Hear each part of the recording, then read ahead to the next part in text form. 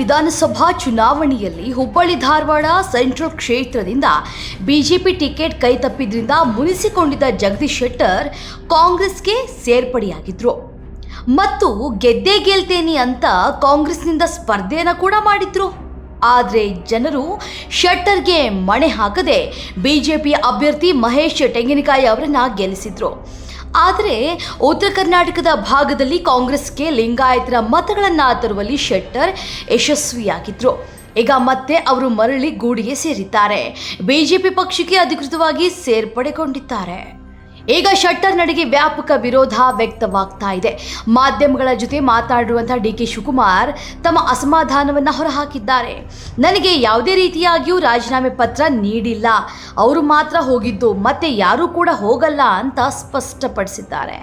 ಇನ್ನು ಸಿಎಂ ಸಿದ್ದರಾಮಯ್ಯ ಮಾತನಾಡಿ, ಬಿಜೆಪಿಯಲ್ಲಿ ಟಿಕೆಟ್ ಕೊಟ್ಟಿಲ್ಲ ಅಂತ ಬಂದ್ರು, ನಾವು ಟಿಕೆಟ್ ಕೊಟ್ವು, ಆದರೂ ಚುನಾವಣೆಯಲ್ಲಿ ಸೋತಿದ್ದಾರೆ. ಇಷ್ಟೆಲ್ಲ ಆದಮೇಲೂ ಅವರನ್ನು MLC ಮಾಡಿದ್ದೇವೆ, ಅವ್ರಿಗೆ ಕಾಂಗ್ರೆಸ್ ಪಕ್ಷದಲ್ಲಿ ತುಂಬ ಗೌರವಯುತವಾಗಿ ನಡೆಸ್ಕೊಂಡಿದ್ದೇವೆ ಅಂತ ಹೇಳಿದ್ದಾರೆ.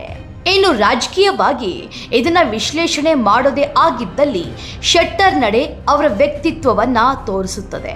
ಬಿಜೆಪಿಯಲ್ಲಿ ಎಲ್ಲ ರೀತಿಯ ಅವಕಾಶಗಳನ್ನು ಪಡೆದುಕೊಂಡಿದ್ರೂ ಸಹ ಟಿಕೆಟ್ ಸಿಗಲಿಲ್ಲ ಅನ್ನೋ ಒಂದೇ ಒಂದು ಕಾರಣಕ್ಕೆ ತಮ್ಮ ತತ್ವ ಸಿದ್ಧಾಂತವನ್ನು ಮರೆತು ಟಿಕೆಟ್ ಆಸೆಗೆ ಕಾಂಗ್ರೆಸ್ಸನ್ನು ಸೇರಿದ್ರು.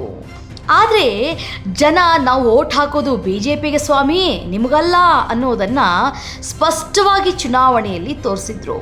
ಹಾಗೂ ಶೆಟ್ಟರ್ ಅವರ ಆಡಳಿತ ವೈಖರಿ ಅವಳಿ ನಗರಕ್ಕೆ ಬಿಲ್ಕುಲ್ ಇಷ್ಟ ಇಲ್ಲ ಅನ್ನೋದನ್ನು ಸಾಕಷ್ಟು ರೀತಿಯಲ್ಲಿ ವ್ಯಕ್ತಪಡಿಸಿದ್ರು. ಆದರೆ ಜಗದೀಶ್ ಶೆಟ್ಟರ್ ಅಲ್ಪತೃಪ್ತಿಯ ಮನುಷ್ಯ. ಅಧಿಕಾರದ ದಾಹ ಅವರಲ್ಲಿ ಯಥೇಚ್ಛವಾಗಿದೆ. ಅಲ್ಲದೆ ಇಷ್ಟು ವರ್ಷಗಳ ಕಾಲ ಬಿಜೆಪಿ ಸಿದ್ಧಾಂತದಲ್ಲಿದ್ದು 9 ತಿಂಗಳು ಕಾಂಗ್ರೆಸ್ ಸಿದ್ಧಾಂತಕ್ಕೆ ಹೊಂದಿಕೊಳ್ಳೋಕೆ ಆಗ್ತಾ ಇಲ್ಲ ಅವ್ರಿಗೆ.